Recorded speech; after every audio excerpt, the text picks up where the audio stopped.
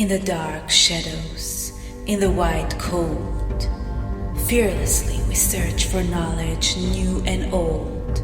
We drink the strong spirits and read the ancient tomes. The order of the Abracast. We are the brave and the bold.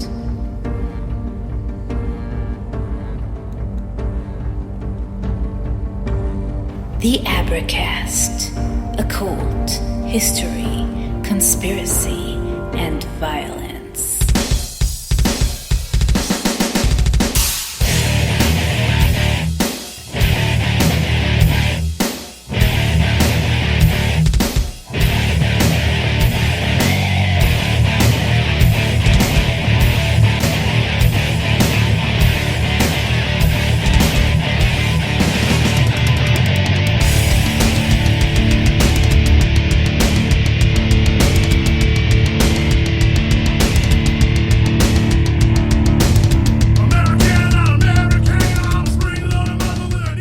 Hey, welcome to the Abracast. I'm your host, Dr. John Towers.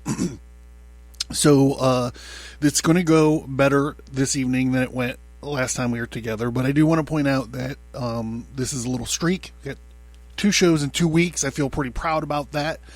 I have my vessel of the art here, conveniently filled up with my weapon of mass distraction, my Jin Jihad. And I also have my trauma pen with me. So I'm ready to go. We're going to fucking do this. And this episode, we're going to be talking a little bit about France. You're like, oh God, I'm tired of hearing about France. But listen, guys, no one needs me to jump on this microphone and tell you guys that the Olympics opening ceremony was, I don't know, disgusting and sinister. And probably revelatory and apocalyptic. No one needs me to tell you about that. So we're going to skip over all of that. Go tune into whatever everyone's talking about it, whatever. Like, you know, what'd you expect? Pushing a big globalist agenda. Boom. I mean, like, I don't even know why you're watching it.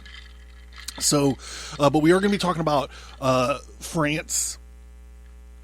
This evening, immigration has increased France's population by about 2.3 million people over the past 20 years. When I was in France, it was already noticeable. And that was, I mean, years ago. I lived in Europe, traveled extensively around, visited France and Barcelona. But even then, and I've spoken about this on the show before, I'm sure, in Germany, an army buddy of mine got knifed by a bunch of Turks. The immigration problem was already violent in Europe when I lived there. But the immigration population has become more diverse with origins from a wider range of countries. In 1968, 72% of immigrants came from Southern Europe and North Africa. In 2018, the top 10 countries of origin accounted for less than 60% of the immigrants. In 2022, 48.2% of all immigrants came from Africa, 32.3% from Europe, 13.5% from Asia, and 6% from Americas and Oceania. So there seems to be a region sort of cut out of this math here. Thanks, Google. I appreciate you. The largest origin countries are those with deep ties to France, such as Algeria, Morocco, Portugal, Tunisia, and Italy. I'd also like to say that this is probably inaccurate. And all you have to do is just turn on the news to see that, right? However, the proportion of immigrants born in these countries who came from France long ago are now older and decreased, and the size is decreasing. At the same time, immigrants born in North Africa who are younger and more recently make up a larger share of the immigrant population. So we see all kinds of things going on in France, specifically like right before the Olympics. I thought that opening ceremony was going to be a bloodbath. The democratic, peace-loving leftists of France have been rioting for weeks because of some election stuff going on over there. I don't feel like really getting into it, and I don't understand European elections anyways. But besides, these riots and these fires and all this stuff going on, I think yesterday or the day before, a train outage in the whole area of France went out, like stopping people from attending the Olympics, overall causing all kinds of problems. Like 4 train lines got sabotaged all at the same time. Nothing to see here, no problem. I feel like I'm getting snotty already. I gotta get off of this. There's plenty of stuff going on in the world. Plenty of things going on. The fucking, time stream is turned up to 11. Shit's happening so fucking fast right now. And all we can do is just hang on. Just fucking hang on. Do your preparations. Get your shit ready. And just hang on. Besides all this American politics and all this stuff happening and people fucking shooting at people and everything, there's grown men. Fucked it up. There's grown men getting boners. People, there's grown men out there getting boners. Straight, well, probably some gay ones too. Getting boners because Robert Downey Jr. is coming back to creatively bankrupt Marvel Cinematic Universe as a different guy or something. He's coming back as a different guy. How's he gonna play? I don't know. Okay. So what are we talking about? What is the topic for tonight's show? You probably know because I'm gonna have to write the show notes when I'm done with this and name it. But it's so crazy. Of all the topics, of all the shows that we've ever done on this podcast, this is the one that I was we're not going to ever need a follow-up to this story. But we're talking about, years ago, I became fixated on this ancient poem called the Song of Roland. And there's actually kind of an update that's plugged in to this story from pre-Crusader times or whatever. So because I don't expect everyone to go back and listen, those are all probably on the Red Archive by now. So for fuck's sake, don't give me $1 to go get into those archives.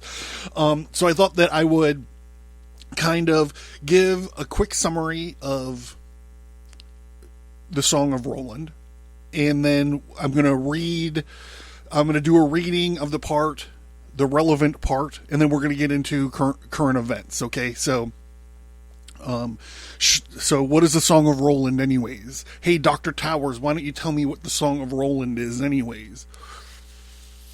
Well, it's been a while, so I'm just going to rely on Spark Notes. Charlemagne's army is fighting the Muslims in Spain. The last city standing is Saragossa, held by the Muslim king Marcilla. Terrified of the might of Charlemagne's army of Franks, Marcilla sends out messengers to Charlemagne promising treasure in Marcilla's conversion to Christianity if the Franks will go back to France. Charlemagne and his men are tired of fighting and decide to accept this peace offer. They now need to select a messenger to go back to Marcilla's court. The bold warrior Roland nominates his stepfather Ganelin, who turns out to be a real dickhead. Ganelin is enraged and he fears that he'll die in the hands of these bloodthirsty pagans, and suspects that it is just Roland's intent. There's some background family politics happening. He has long hated and envied his stepson, and riding back to Saragossa with the Saracen messengers, he finds an opportunity for revenge.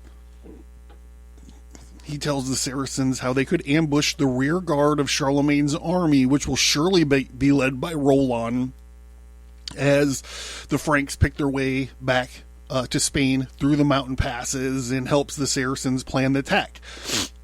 Just as the traitor Ganelin predicted, Roland gallantly volunteers to lead the rear guard. The wise and moderate Oliver, who's Roland's best buddy, they roll deep. And their fierce Archbishop Turpin are among the men Roland picks to join him. Pagans ambush them at oh boy, we're going to say rendezvous according to the plan.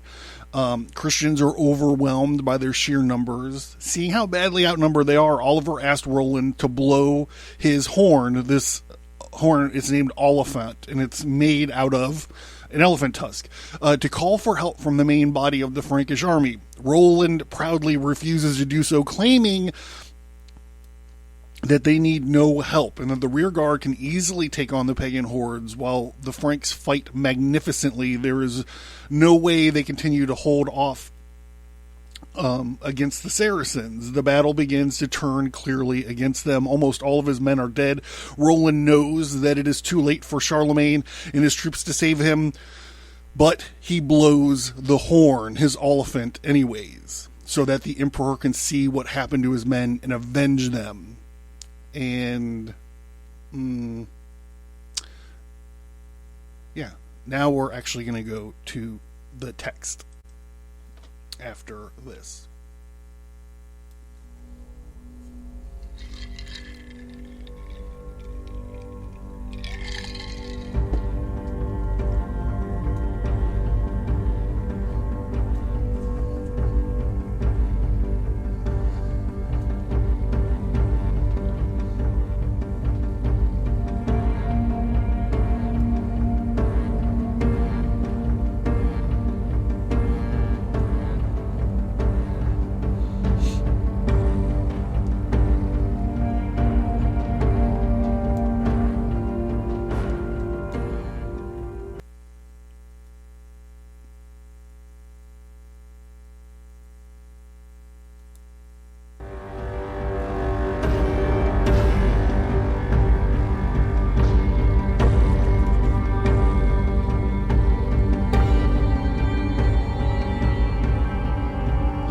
Roland put the horn to his mouth. He grasped it firmly and sounds it with all his might.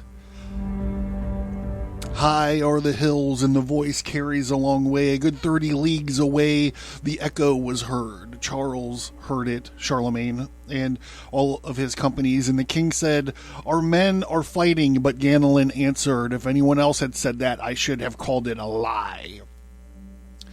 Count Roland, with difficulty and effort and much suffering, sounds his horn, and bright blood leaps forth from his mouth, and he has broken the temple of his forehead. So let's just talk about that for a second.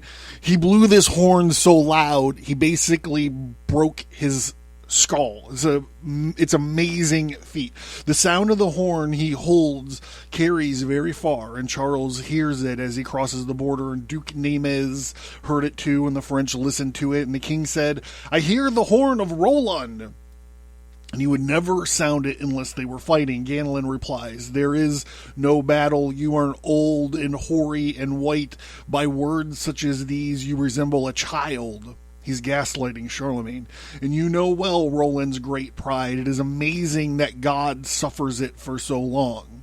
He captured Noples without your permission. The Saracens came forth out of the town and fought a battle with the good vassal Roland, and afterwards he washed the blood-stained meadows with water in order to remove all trace of it. He sounds his horn all day for nothing more than a hare, and he is boasting now before his peers that there is not an army under the sky that would dare meet him in battle. Ride on, and why are you stopping here? The land of the ancients is still far in front of us." And Count Roland's mouth is bleeding, and he has burst his temple of his forehead. He sounds the horn with pain and difficulty, and Charles has heard it, and the French hear it too. The king said, "That horn has a long breath," Duke Nemes replies, and is a baron in distress. A battle is going on, and I know it well. It is the one who has betrayed him that bids you to hesitate now. Arm yourself and sound your battle cry, and go to his rescue, for your noble household. You can hear well enough that Roland is in difficulty, and the emperor has commanded the trumpets to be sound, and the French dismount and arm themselves with hauberks and helmets and gilded swords, and they have noble shields and lances, both large and strong. And their pennons are of white and vermilion and blue, and all the barons of the army mount their chargers and spur their utmost, as long as they are in the defiles. There is not one who does not say to the other, if only we could see Roland before he died, we could strike some good blows with him. Of what use are their words? They have delayed too long. The day has been fine, and the evening glows brightly, and their armor flashes in the sunlight. Hauberks and helmets shine like fire. Their shields, too, which are painted with flowers, and the lances in their gilded pennons. The emperor rides in great wrath, and the Frenchmen also are sad and angry, and they all weep bitterly and with great fear on account of Roland. The king commands that Ganelin be seized, and he hands him over to the cooks of his house, and he calls Besgon, the head cook, and he says to him, guard him well for me, as such a felon deserves, for he has betrayed my household.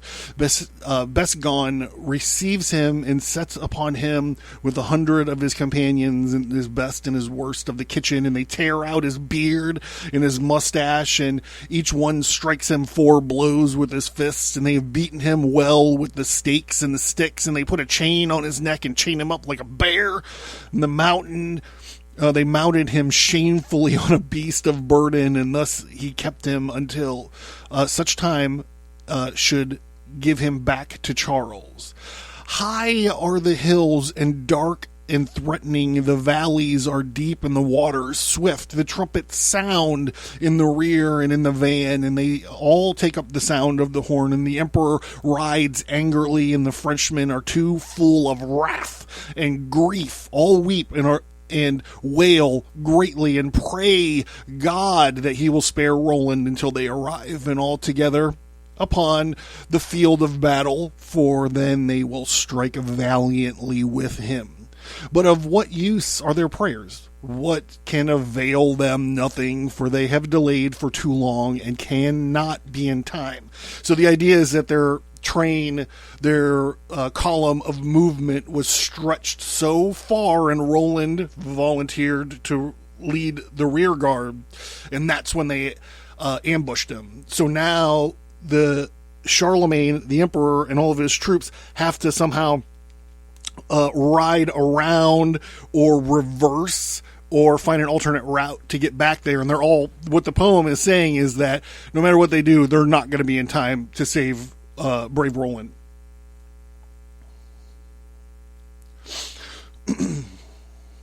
Full of wrath rides Emperor Charles, with his white beard lies spread out upon his coat of mail, and all of the barons of France spur their hardest, and there is not one who does not utter the grief at being with Roland, their captain, who is fighting the Saracens of Spain, and he is so wounded that I scarcely think his soul remains in his body. God, what men they are, those 60 who remain in his company. Never had king nor captain better men than those. Roland looked at the hills and the open country, and he sees so many of France lying there dead, and he weeps for them like a gentle knight. Sir barons, may God have mercy on you. May he grant entrance into paradise for all your souls, and cause them to rest among the holy flowers. Better vassals than you I have never seen, so long as you continued in my service. And you have conquered such great lands for Charles, but the emperor nourished you for his undoing. The land of France is a very sweet land thou art, but laid to waste today by a great disaster. French barons, I see you dying for me, and I can neither protect you nor save you. May God help you, and whoever lied, Oliver, my brother, I must not fail you. I shall die of grief if I die of naught else. Sir comrade, let us go and strike fresh blows. And Count Roland returned to the field of battle, and he holds Durandal.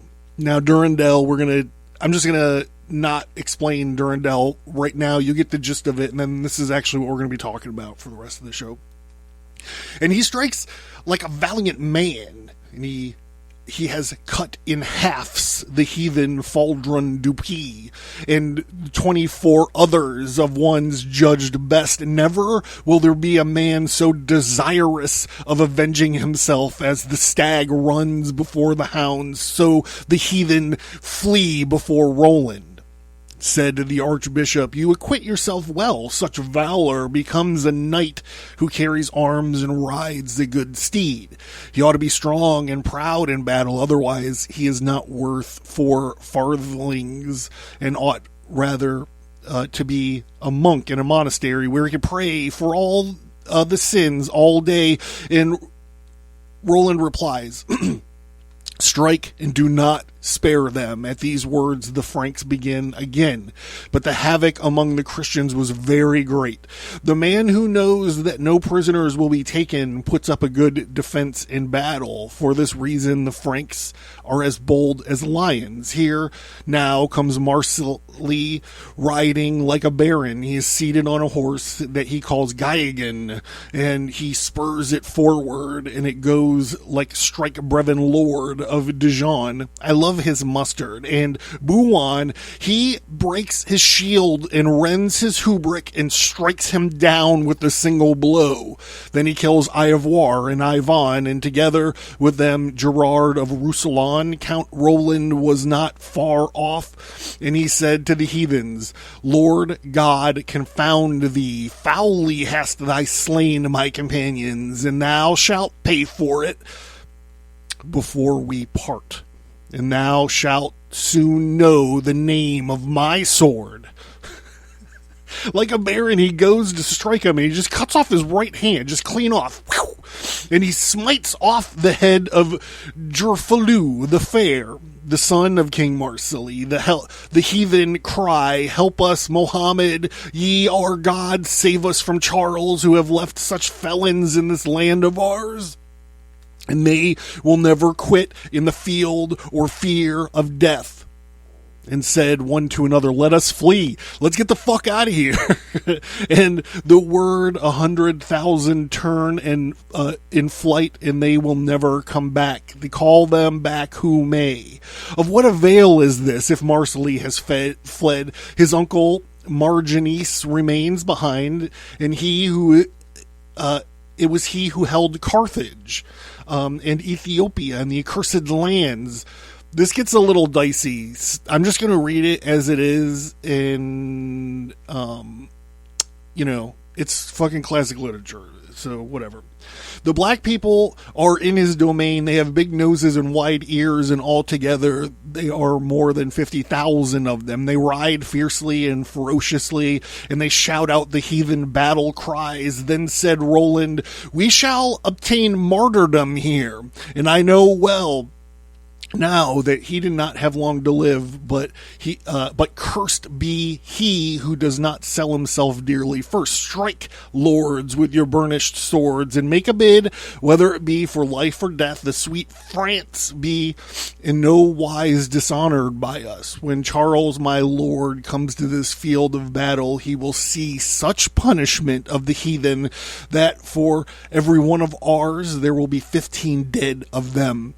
And he will not fail to give us his blessing. When Roland sees the accursed people who are blacker than ink and have no white about them except their teeth, thus the count spoke. Now I know indeed that we shall die this day without fail, and strike French, for I myself am about to begin again. Said Oliver, cursed be he who lingers. In these words the French rush the attack. When the heathen perceived that the French were few in number, they were filled with pride and satisfaction, said one to the other, the emperor is in the wrong, and Marginis is seated on a red-brown horse, and he urged on with his golden spurs, and he strikes Oliver from behind in the middle of his back, and has rent the white hauberk of his body, and driven his lance through his breast. and out the other side. And then he said to him, "There is a good blow for you. Charles the Great left you for your own misfortune and defiles, and he has wronged us, and it is not right that he should boast of it. For your death alone our men are avenged." And Oliver feels that he is stricken to death, but he still holds Helteclair with its burnished blade, and he strikes Marganice upon his pointed and gilded helmet and scatters its flowers and its crystals and splits his head from the top to the front teeth. And then he presses his stroke and the heathen has fallen down. Afterwards he addressed him, "Heathen, a curse upon thee." Imagine this guy doing this with the fucking spear sticking out of him. It's amazing. It's amazing. I do not say that Charles has lost anything, but never shalt thou boast to any women or any lady in thy country that thou hast robbed me of my worth of a farthing, or done any harm whether to me or to another. Then he called Roland to come to his aid. Oliver feels that he is wounded to death, and never will his desire for vengeance be sated. He strikes like a baron in the dense crowd, and he hews a piece of lances and bucklers, feet and hands and saddles and ribs, and anyone who saw him dismembering the Saracens and heaping the dead bodies upon one another would always have the remembrance of a good vassal, nor does he forget the battle cry of Charles, which is Montjoie, and he cries in a loud and clear voice, and he summons Roland, his friend and his peer, "Sir comrade, come near me, for we shall be parted with great grief on this very day." And Roland looked at Oliver's face, and it's ashen and gray and discolored and pale. Bright blood streams down from his body and falls and splashes to the ground. "God," said the Count, "now I know not what to do, Sir comrade. Pity it was for your valor. Never will there be a man to compare with thee. Ah, sweet France, how waste wilt thou be, deprived of thy good vassals, dishonored, and the fallen. The emperor will have a very great loss." And with these words he swoops upon his horse. There is Roland in a swoon upon his horse, and Oliver wounded to his death. And he has lost so much blood that his vision is obscured, and he cannot see clearly either far nor near, and he can recognize any mortal man. His companion, when they meet in the field, he has struck upon his helmet set with gold, and he splits it from the top of his nose piece, but the sword has not touched his head. And at that blow Roland looked at him and asked him softly and gently, "Sir comrade, do you mean to strike me? It is I, Roland, and I have always loved you so dearly. Never before have you offered me defiance." And Oliver said, "Now I hear your voice. I cannot see you. May the Lord God see you. I have struck you, and I pray you pardon me." And Roland replies, "I have taken no hurt, and I pardon you here and before God." And these words they bent towards each other, and thus very lovingly they parted. They're both dying. These guys are both about to die, and they're being set upon by, hundreds of these Muslims of Spain. Oliver feels that death is pressing hard upon him, and both his eyes turn in their sockets, and he has lost his hearing and his sight completely, and he dismounts and lays himself on the ground, and resolutely he confesses his sins aloud, his two hands joined and stretched upwards towards the sky, and he prays God that he will grant him paradise, and that he will bless Charles and sweet France and his companion Roland above all other men. His heart stops beating. His helmet falls forward, and his body falls at full length upon the earth. Dead is the Count, and his sojourn on earth ended. And Roland, the Baron, weeps for him and laments. Never on earth will you hear a man grieving so sorely. Roland sees that his friend is dead, for he is lying prone with his face towards the ground. Very softly he begins to lament for the dead. "Sir comrade, ill-fated was your courage. We have spent years and days together, and thou hast never done harm, nor have I sinned against thee. Now that thou art dead, it grieves me to still be alive." At these words, the Marquis swooned upon his horse that he calls a villain tiff, and he is held up firmly by his golden stirrups. To whichever side he moves, he cannot fall.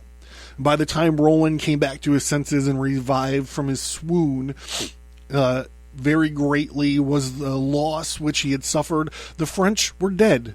He has lost all of them save only the Archbishop and Gautier de Hume.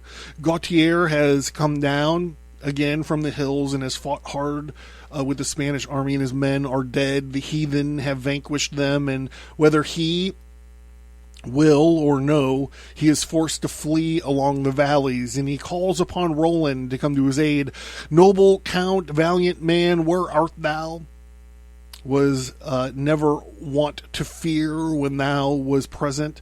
It is I, Gautier, the conqueror of Malagalt, and the nephew of Drune, the old and hoary, and if ever thy friend, on account of my courage, my lance is broken, and my shield is pierced, and my hauberk is torn and broken, and I am at the point of death. But I've sold myself dearly." At these words, Roland heard him and spurs his horse to ride swiftly towards him. Roland is sad and sick at heart, and he begins to strike again at the thick of the battle. And he has laid 20 of the Spaniards low. This is in addition to the 24 he killed earlier and the guy that he cut his hand off. Gautier has killed 6 and the Archbishop 5, and the heathen say, "These are terrible men. Beware, sirs, lest they escape alive. Cursed be he who does not strike at them, and a coward who lets them flee in safety." And then a hue and cry begin, and the attack is renewed on all sides.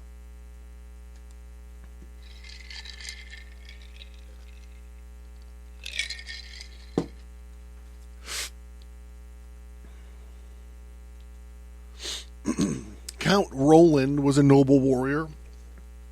Gaetel Dilhume was a very good knight, and the Archbishop was a proven man of valor, and each of them is unwilling to desert the other. In the thick of the fight, they strike down a heathen. 1,000 Saracens are dismounted and on foot, and there are 40,000 on horseback. But to my knowledge, they dare not approach. They hurl lances and spears and arrows and dart winged bolts and shafts. At the first onslaught, they have killed Gautier and have pierced the shield of Turpin of Reims, broken the helmet and wounded him in the head, broken and torn his hauberk and wounded him with 4 lances through the body, and killed his battle steed beneath him. Great is the grief when the Archbishop falls. When Turpin of Reims feels himself overthrown,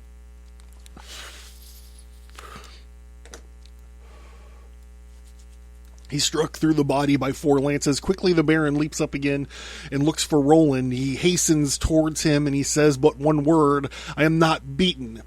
A good vassal will never cease to fight as long as he lives, and he draws Almace, a sword of burnished steel. In the thickest parts of the battle, he strikes 1,000 blows and more, and Charles said afterwards that he had spared no one.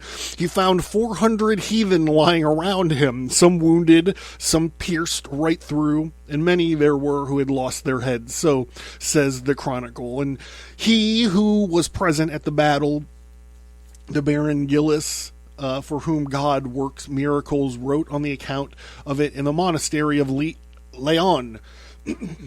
He who does not know these things understands little of the story. Count Roland is fighting nobly, but his body is burning hot and covered with sweat, and he has a grievous pain in the back of his head, and his temples are broken from sounding his horn. And he wishes to know whether Charles will come, so he draws forth his horn and feebly sounds it. And the Emperor stood still and listened. "Lords," he said, "it goes very badly with us. Roland, my nephew, leaves us today, and I hear the sound of his horn, and he is at the point of death." He who wishes to be with him over there must ride quickly. Blow your trumpets, as many as there are in the army, 60,000 men. Blow so loudly that the hills and the valleys echo to the sound. The heathen hear it and are not disposed to scorn it. One says to the other, Charles will be here soon. The heathen says, the emperor is returning. Listen to the trumpets of the men of France. If Charles comes, we shall suffer great loss. If Roland lives, he will renew this war, and we shall have lost Spain, our native land. 400 helmeted men of those who are considered the best of the battlefield band together and deliver a very terrible attack on Roland. Now the count has enough to do on his own account. Roland, when he sees them approaching, shows himself strong and proud and ready for the conflict. He will not turn in flight as long as he lives. He is seated on his horse called the Villentif. He spurs it forward with the golden spurs, and he rushes to the thick of the fight to attack them. Archbishop Turpin is close beside, and they say to one another, farewell, friend. We have heard the horns of those of France. Charles the mighty king is on his way back.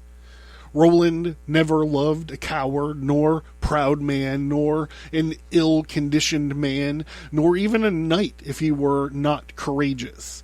He called to Archbishop Turpin, Sire, you're on foot and I on horseback. Out of love to you, I will take my stand here, and together we will suffer either good or ill. I will not abandon you for any mortal man. Even this attack of the heathen will be repulsed, and the best blows given shall be those of Durandal. He said the archbishop, dishonored be he who does not strike hard. Charles is returning, and he will avenge us. The heathen say, to our misfortune we were born.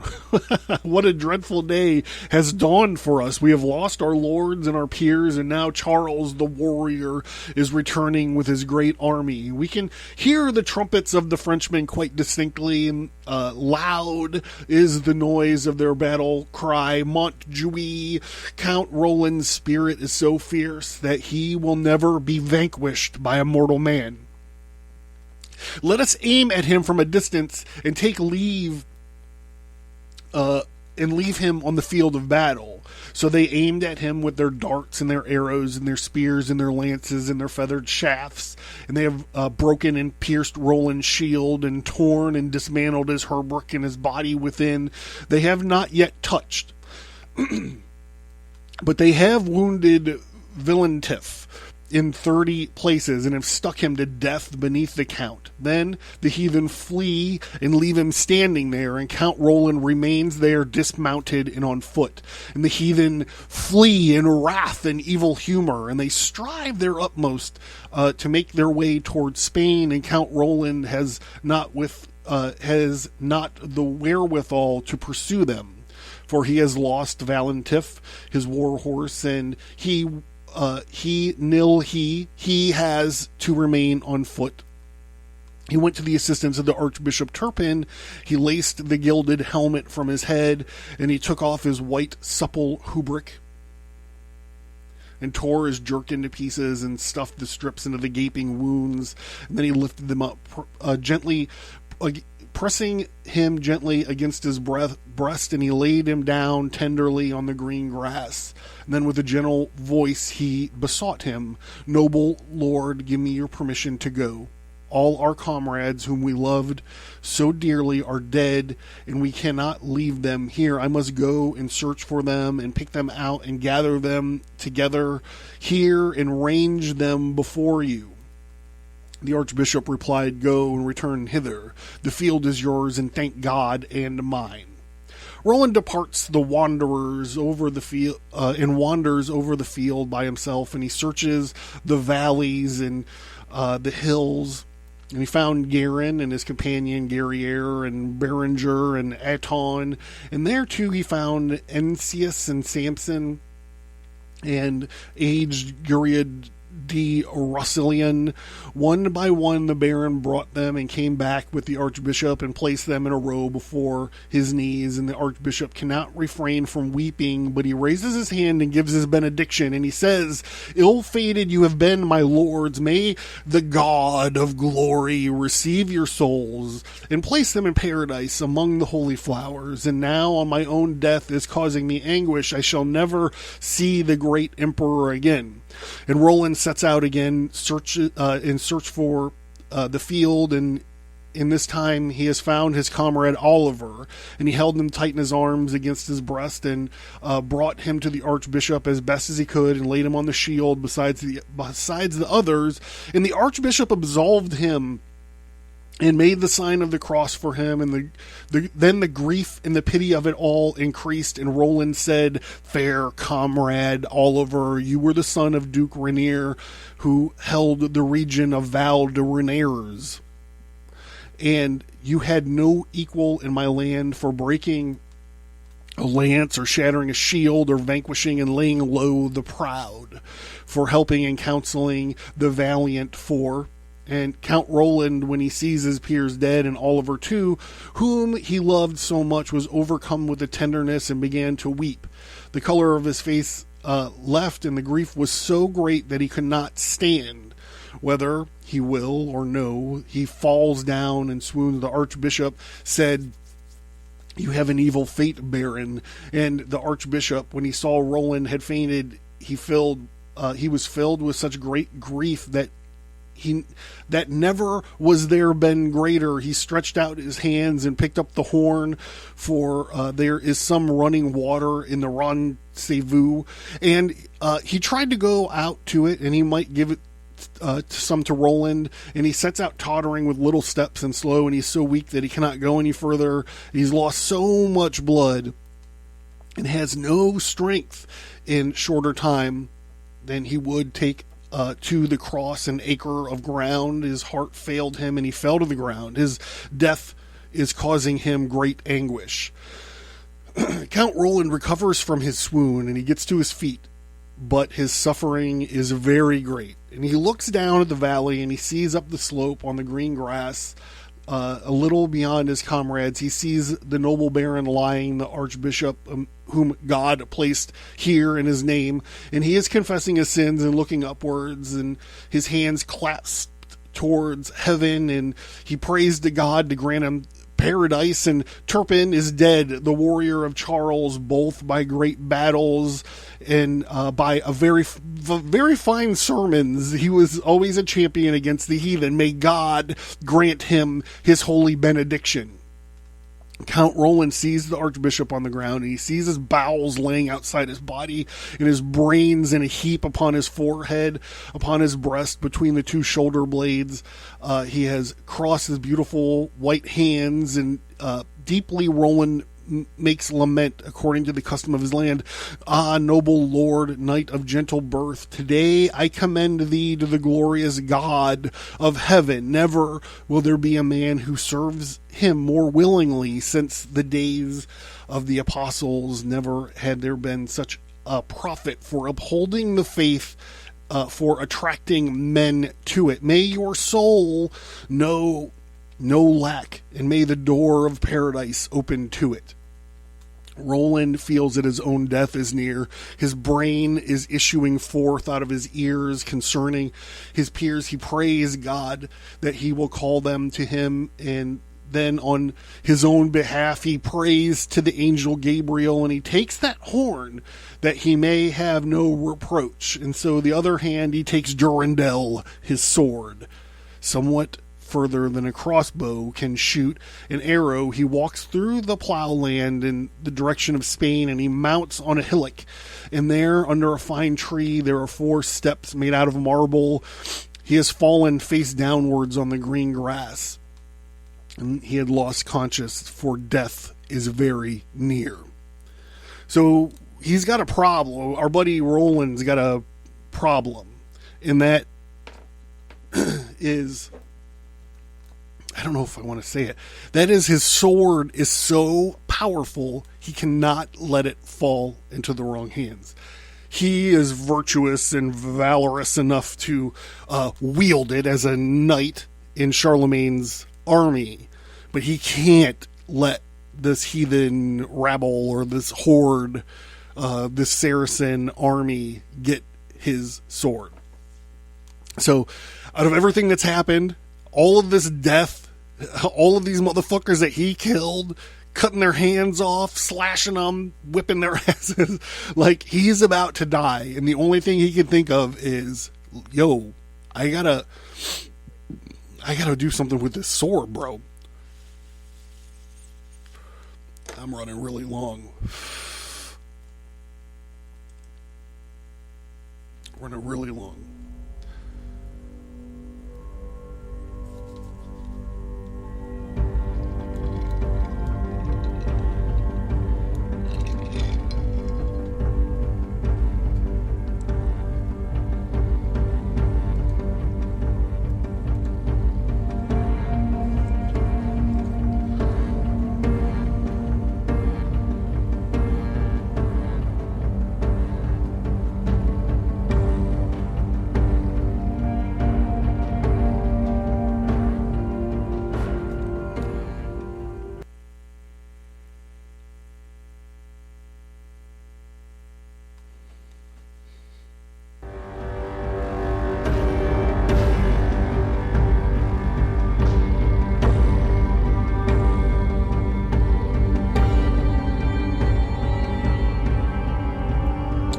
High are the hills, and very high the trees, and there are 4 steps there of shining marble, and Count Roland is stooped to the green grass. A Saracen who was feigning to be dead and lying amongst the others has been watching him all this time, and he has besmeared his face with blood, and getting up on his feet, he hastily run towards him.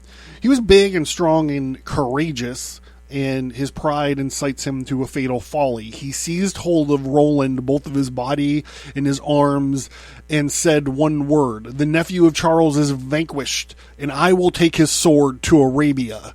And he drew it from him. The Count regained his senses a little.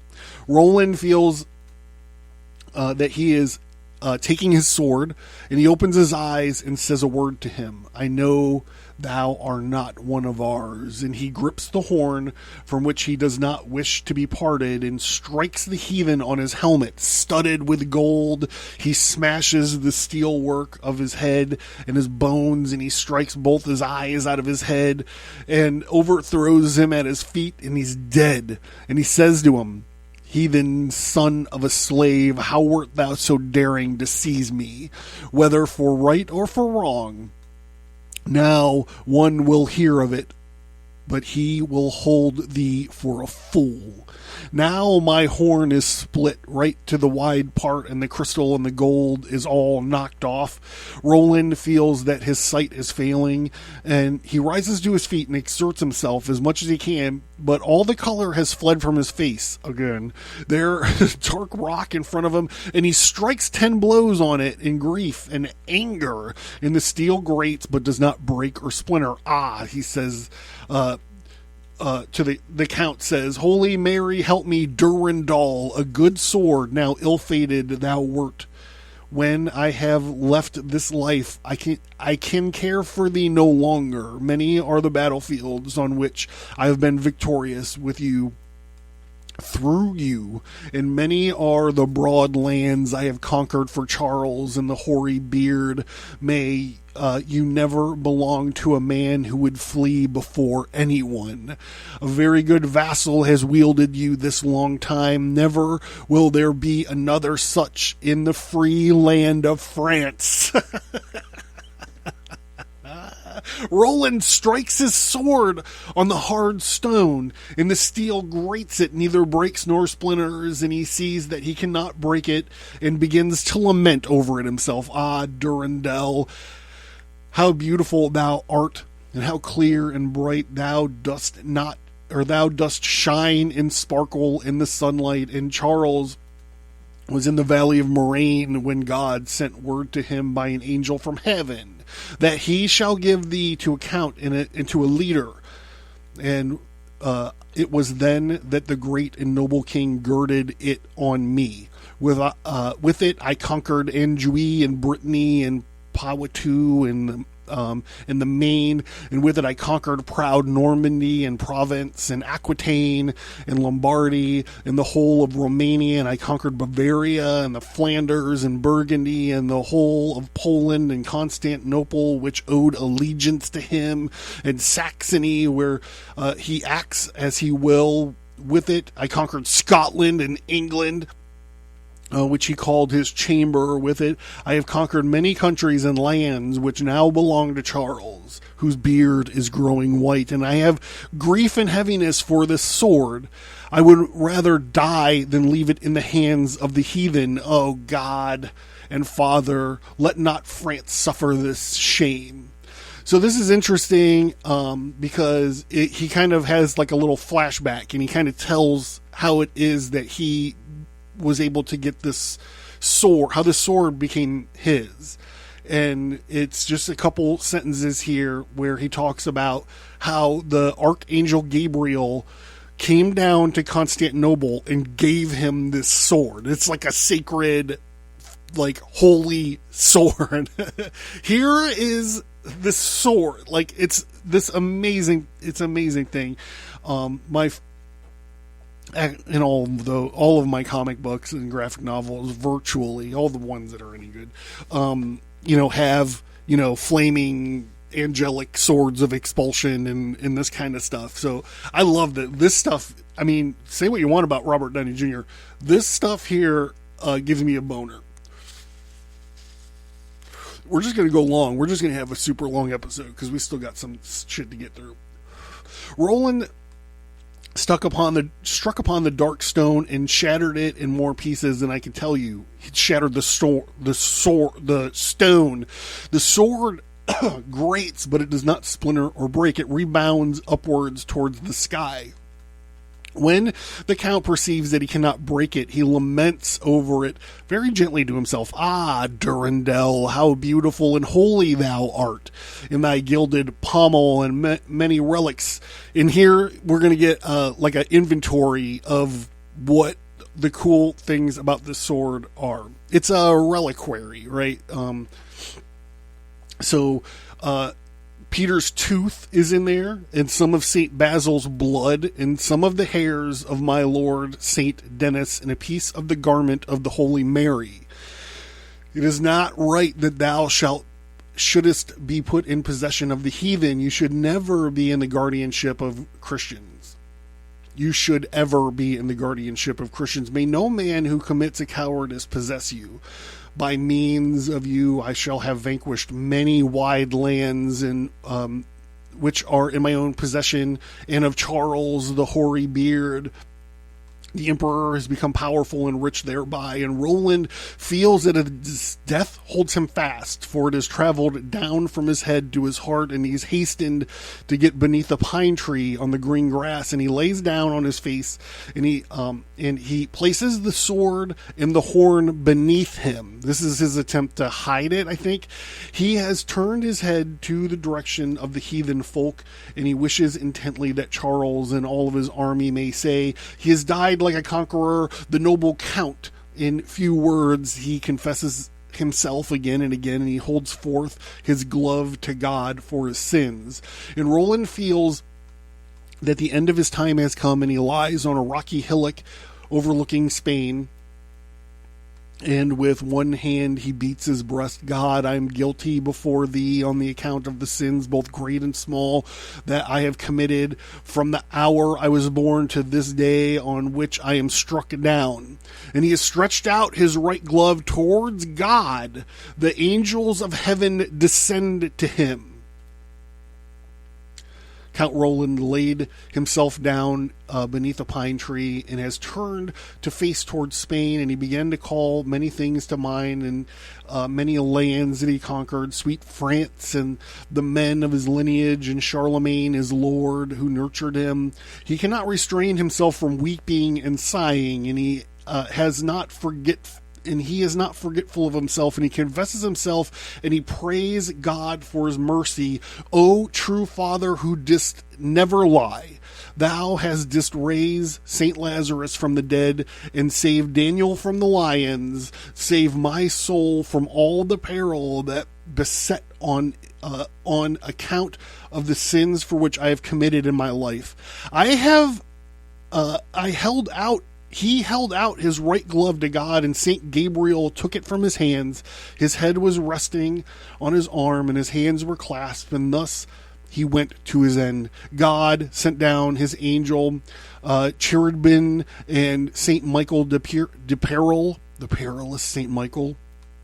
With them came Saint Gabriel, and they carry off the count. They carry the soul of the count to paradise. Roland is dead. God has a soul in heaven, and the emperor arrives at Rendezvous. So, John, why the fuck are we talking about this? I'm getting all choked up reading this story again. I haven't read it in a long time. So, let's just talk about the sword, Durandal, the epic saga of Roland's legendary sword. This is from ancientorigins.net. Throughout history, renowned figures and legendary heroes have been associated with mythical swords. Excalibur, linked to King Arthur of Camelot, and the Zulfiqar, believed to be a divine gift to the Prophet Muhammad, are prominent examples among these. Durandal, the sword of the paladin Roland, though less familiar in English-speaking regions, holds a significant place in legendary lore. I'm sorry. Although little is known about Roland, he remains a prominent hero within the medieval European folk tales. A number of legends. He is described as being the nephew of the famous Holy Roman Emperor Charlemagne. Roland is also considered to be the greatest of the 12 peers, a group of elite warriors within the court of Charlemagne. His legendary status is bolstered by his unmatched martial skill and unwavering loyalty, solidifying his place as a cherished hero in the medieval European tales. One of the most enduring legends surrounding Roland is his valiant last stand at the Battle of Rendezvous. This battle, rooted in historical events, took place 778 AD during Charlemagne's campaign, the Iberian Peninsula, where Charlemagne's Frankish army fought against the Basque forces defending their territory. While the Battle of Rendezvous was an actual historical battle, over the centuries the stories were embellished and romanticized, adding elements of Christian valor, heroism, and chivalry, which are so popular during the era. This can explain some versions the Basques were joined by the Saracen Muslim fighters, turning the conflict into a major battle between Christians and Muslims.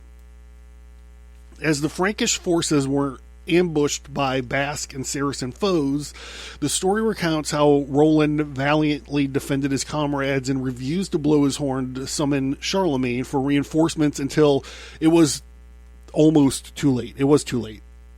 I don't mean to step on you, ancientorigins.net, but it's clear that it was too late. Despite being mortally wounded, Roland continued to fight bravely, only succumbing at his heroic last stand, becoming a symbol of unwavering courage and self-sacrifice in the overwhelming odds. So the story of Roland's heroism at the Battle of Rendezvous is most notably recounted in the epic poem La Chanson de Roland, the Song of Roland, which we just read an excerpt of.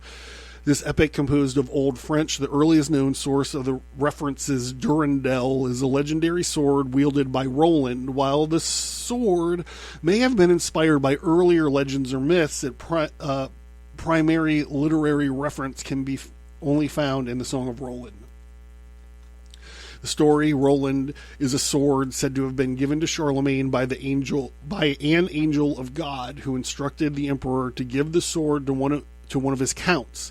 Forged by the swordsmith Wayland the Smith, a mythical figure in European folklore, it is renowned for its strength and exceptional craftsmanship. In contrast to the Italian epic Orlando Furioso, or Orlando Enraged, notes that Durandal was once the sword of the Trojan hero Hector, and was given to Roland by the enchanter Malagigi.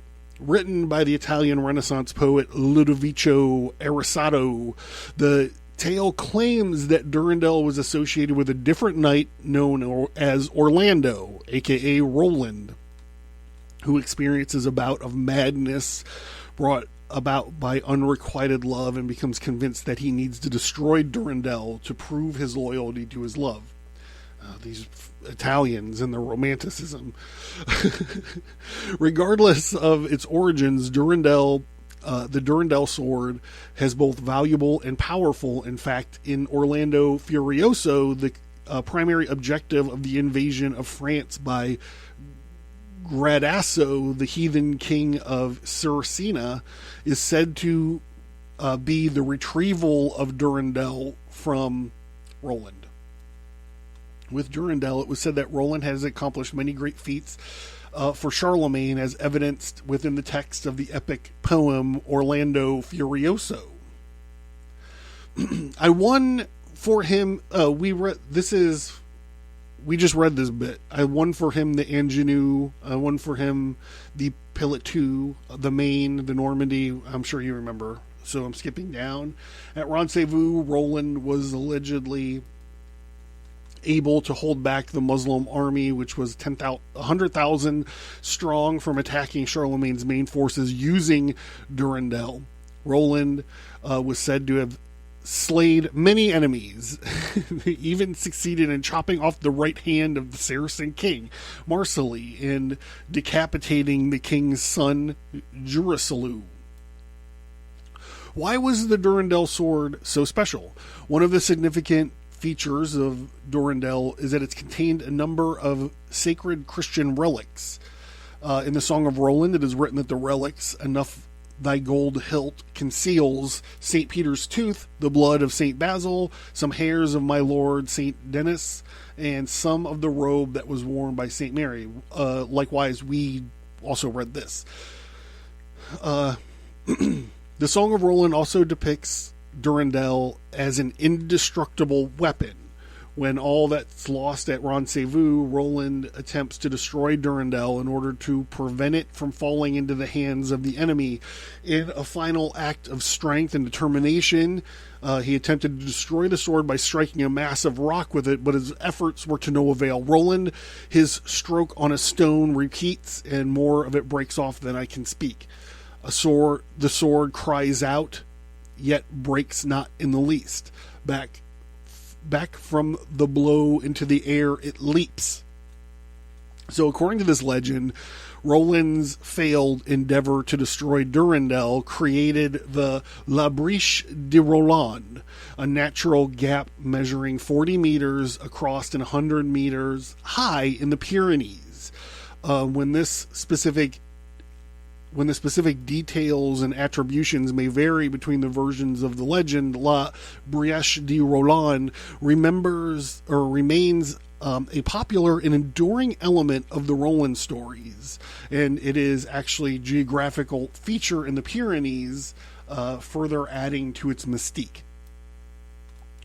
As Roland failed to destroy Durandal, he decided to hide it beneath his body before he died. In another account, Roland flung Durandal into the air, where it magically landed embedded in a rock in Rocamendor, a pilgrimage site about 160 cliques to the north of Toulouse. Curiously, the visitors of the Chapelle de Notre Dame in Ramacourt see an iron sword wedged in the rock above the door leading to the chapel, and some believe that is the actual sword belonging to Roland.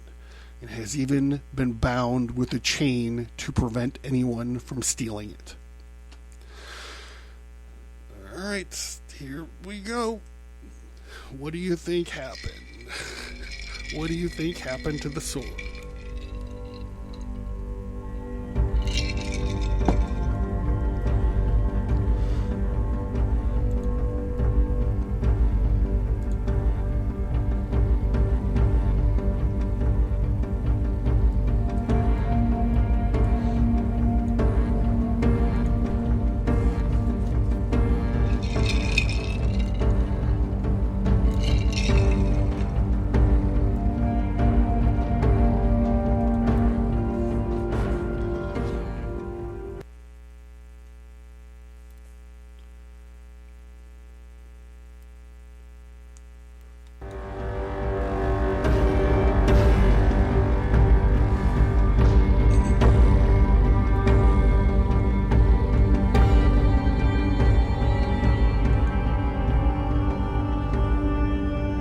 Not often we do an article on the show from the New York Times, but here it is. The New York Times.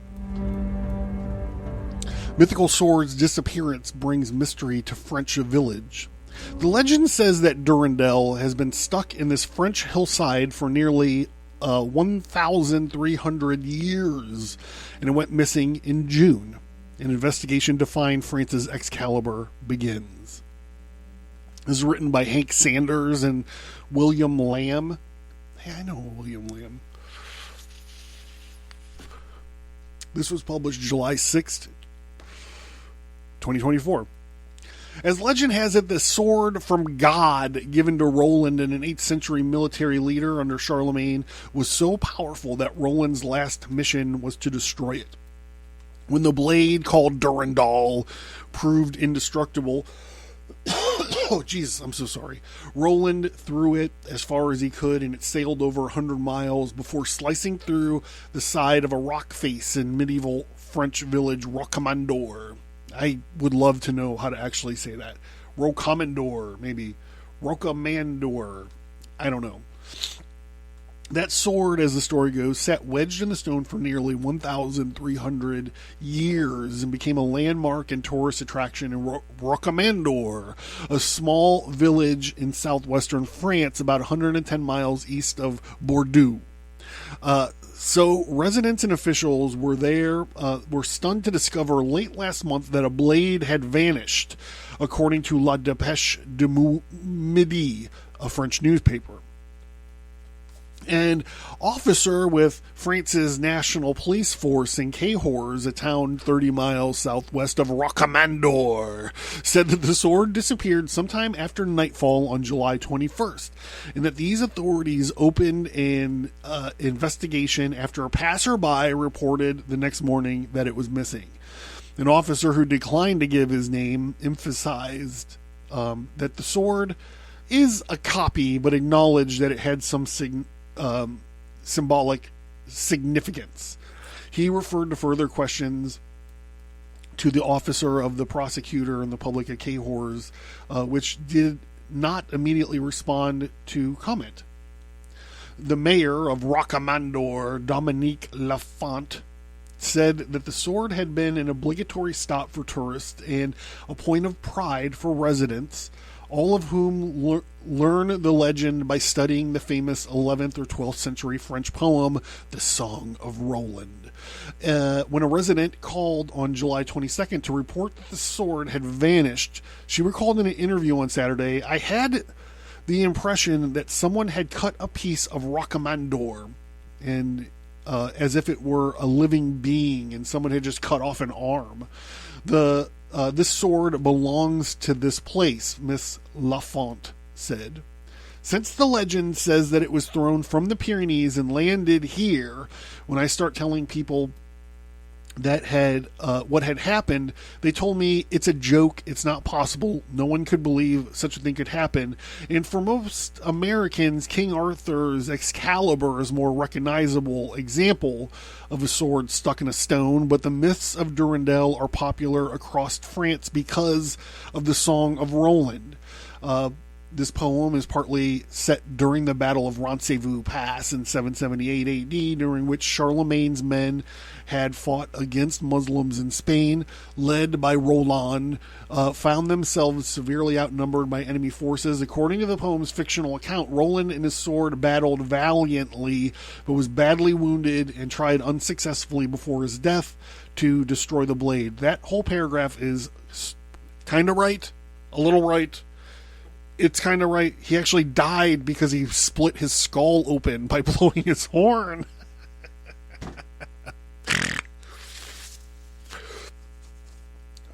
According to the Song of Roland, Roland hid the blade under his dying body. But the tour guides in Rocamadour have encouraged visitors to come to the town, a postcard-worthy cluster of castles carved out in a steep mountainside, and see the blade for themselves jutting out of a crack in the rock face some 30 feet up in the air. The story of how Durandal ended up in Rocamadour, 150 miles northeast of where Roland dies, has its skeptics. The point is that not that it's truthful, it's that it matters. It's part of the culture. And, I can't believe I'm about to make this comparison. It's not if the sword's real. It's about the history and the tradition and the culture of the town and its connection that it has with this amazingly kick-ass heavy metal poem from like the fucking 11th century. It's amazing, and it's something to be cherished. It's not something to be studied and let me carbon date the sword to prove you wrong. That's not the fucking point of it. It's part of the culture. And this town getting that sword stolen from them, it reminds me of Star Wars. That's all that I'm saying.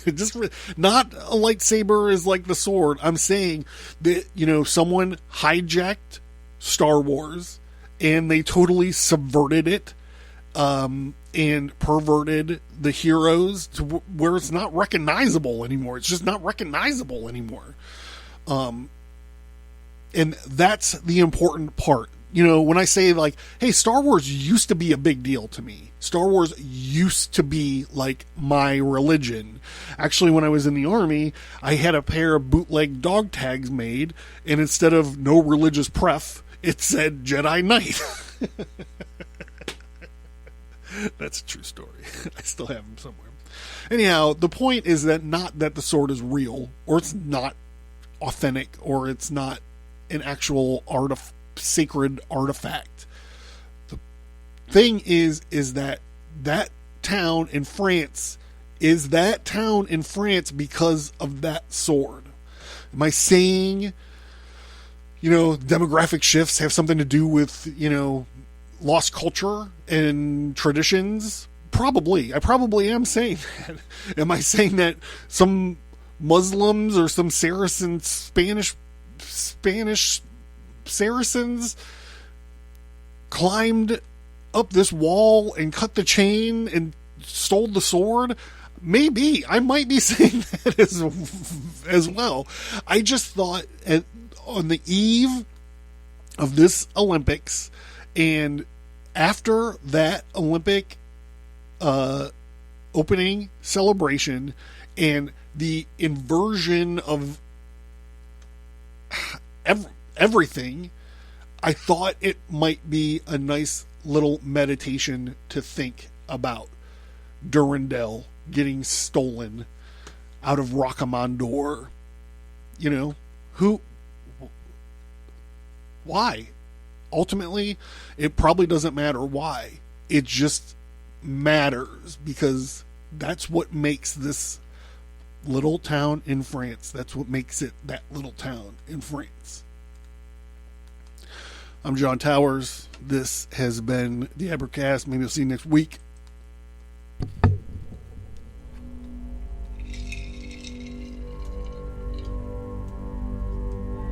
Are you interested in the occult, history, conspiracy, and violence?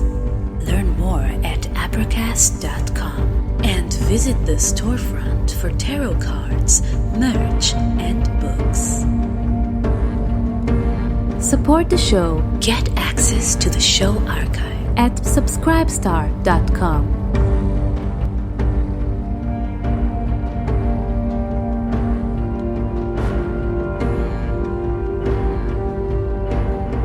Thank you for listening to this episode.